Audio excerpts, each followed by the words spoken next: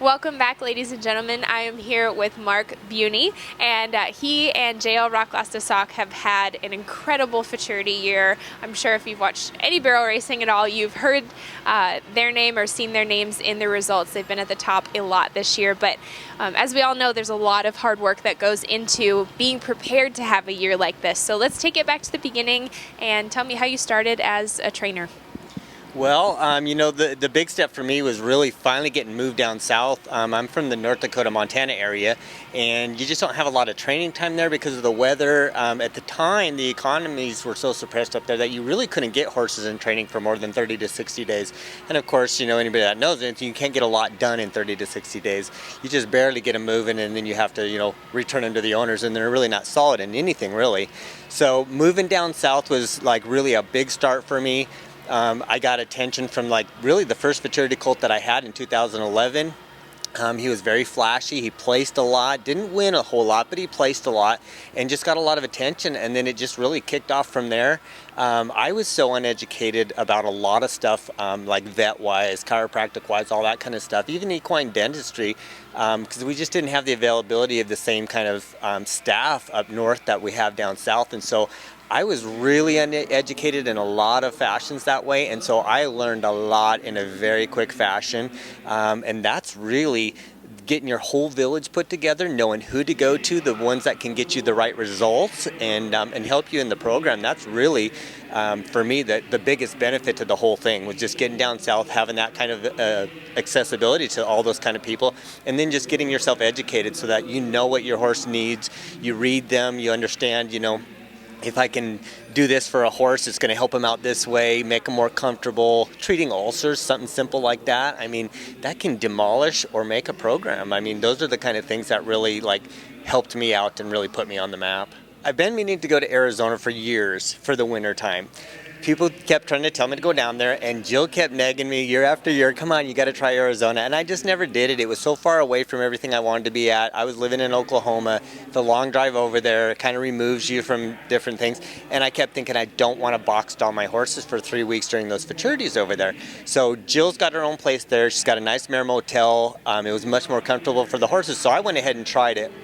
When I got there, I remember driving in, looking at Rock Lost a Sock. I didn't know who he was or what he was or anything. I just remember thinking, what is that big coarse son of a gun standing in that pen? I thought he was nothing to look at when I looked at him. And so I had asked her what he was. She tried to ride him a couple times and it didn't go really well. And she talked about him a little bit and stuff, but just was struggling so much that she didn't have a lot of ambition for him. But I do remember her trying to sell him to me as a weanling because he was so correct and big and pretty. But I didn't want anything that was straight thoroughbred on the one side just because I didn't have any experience with it. And so I thought, I don't think I want that. It's going to be too hot or too much run or whatever. And so anyhow, we were there for 6 to 7 weeks, something like that. And I watched her struggle on and off with him, and I didn't really think that much of it. And she took a week where she had gone down to San Diego, and I said, well, do you mind if I just climb on that colt and just see if I can just figure anything out? And she's like, please do. She's like, get on him, be my guest. So I got on him, and I literally rode him for 8 days. And on the 6th or 7th day, I cruised a pattern, and he hooked the second barrel, ran so fast to the third barrel, I thought, oh, he's going to run to the fence in the back of the arena. And I just kept my wits about me, sat down, just asked him to turn it like we were doing what we were supposed to. He sat down and sucked around that barrel so fast. I was just like, oh my God, this horse has got something real here. And so I went ahead and sent the video to Jill. She's like, oh my God, he looks so much better. So when she came home, I think I put 1 or 2 more rides on him, and I literally rode over to the mare motel. She was cleaning pens, and I said, this horse belongs in my barn. And she goes, you like him that much? I said, yes, I do. She goes, take him. So I had a full trailer, so I couldn't take him that day, but in March, in Waco, we had a futurity down there, and so she delivered him to me last March, I guess it was, not this past one, but the year prior. And he's been in my barn since then, and my whole deal was just to accept all of his quirks, accept his personality, don't get him mad for anything. If he can't do it at a lope, go to a trot. If he can't do it at a trot, go to a walk. Don't get mad at him for anything. It worked really well. His confidence started climbing. One of his biggest problems is he'd lope, and then he'd pick his head up, stiffen his rib cage, pop behind lead, and then gas it.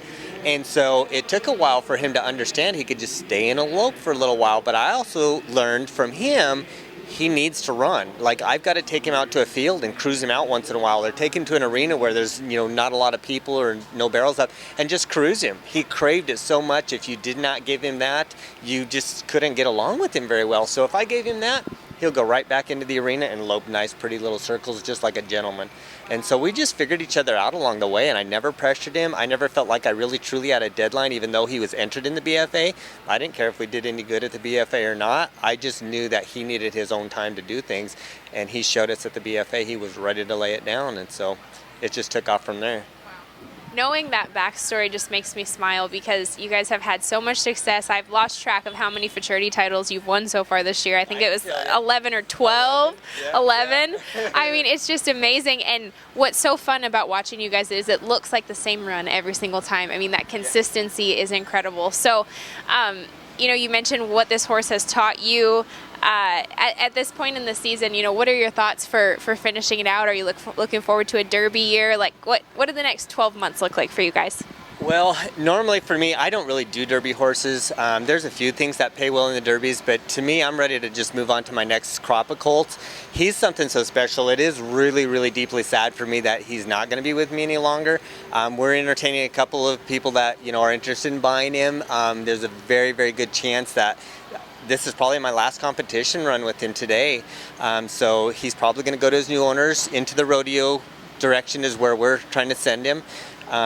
So I won't have anything after this, but, I think we had such an amazing year. It's something that I think will continue on, like you say, because he's so incredibly consistent. I actually have to remind myself before I take off down the alley that he is honest and he is consistent. I don't have to push him to the backside of the turns. I can sit down where I'm supposed to, and he'll just go right up around the turn. That's hard to really get your mind frame wrapped around that on a futurity colt, because so many of them change the plan a lot on you. He rarely changes the plan on me, so that's why he's won so much. I think he's hit about 340,000 now, 11 futurity titles. It's phenomenal. Like, you could never ever predict a horse to be that good. Well, like I said, I've been a fan of you guys all year, and there's a lot of people that